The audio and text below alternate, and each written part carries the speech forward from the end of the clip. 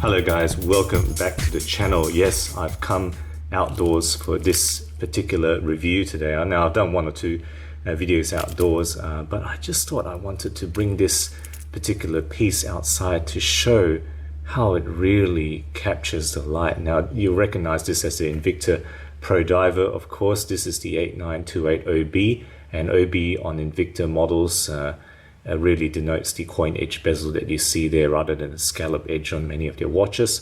I don't know what OB technically stands for, perhaps original bezel.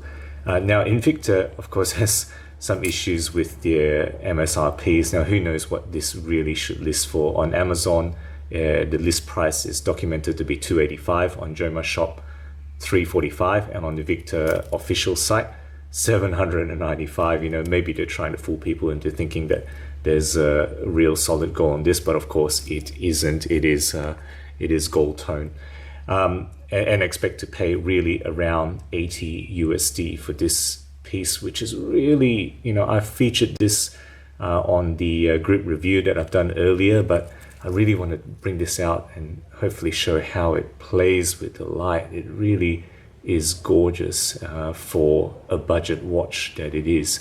Now, you know, I don't really have to say much about the specific watch itself. I hope Seiko NH35 movement, which beats at 21,600 beats per hour, the Japanese movement 24 joules. It does have a manual wind function with 41-hour power reserve. It is hacking as well. The case is 40 millimeters on 316L steel, 13 millimeters thickness, which is fairly common in this movement, in this size watch, including Submariner, Seamasters. The lug is 20 millimeters, which is perfect for a 40 millimeter watch. Very NATO strappable, and you've seen various videos where I've swapped this out for NATOs. It does have a screw-in case back with a display, as you've seen there, and I'll just quickly show that Invicta, a slight decoration on that rotor as always, and you can see that Seiko NH35 beating away there. Screw-in case back, screw-in crown, and in this case gold tone sign on the crown there, and I'll just quickly demonstrate. You can see it hacks. The adjustment is fairly pleasing, nothing much to ask for about that.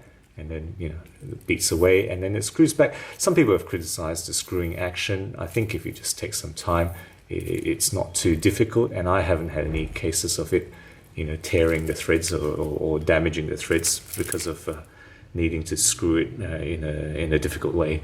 The water rating is 200 meters, and you can probably trust this to go swimming definitely, and probably I have no hesitance in taking an $80 watch scuba diving if I needed to. I'm not going to approach anywhere near 50 meters anyway. The dial, as you've seen already, is it's that lovely. There you go. That's catching the sun there. Sunburst on that blue there. It really plays so nicely, and the gold tone on the markers around the loom on the markers and the hands as well on this color combination is it just works, I think. The crystal is mineral glass, of course. You've seen these models before. The bezel is gold tone with a blue PVD treated steel insert, with gold printing for the letters, and I think that it just really suits so well, that gold with blue in this case. The band, as usual, is the typical stainless steel. In this case, there's gold tone on the center links, hollow end links, which you have seen before, and a pressed metal clasp, which is nothing much to shout about, and no dive extension, but it does what it does. It serves its function. Pin links, of course, rather than anything to do with screws on the links for adjustment. So it's got a good movement.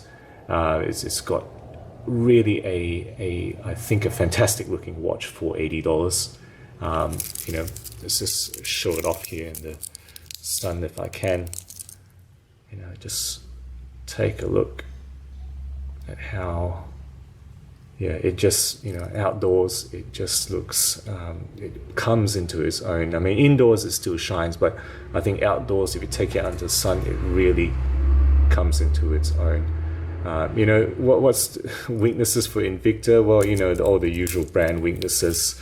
You know, they have too many bottles on their site. They really need to trim it down.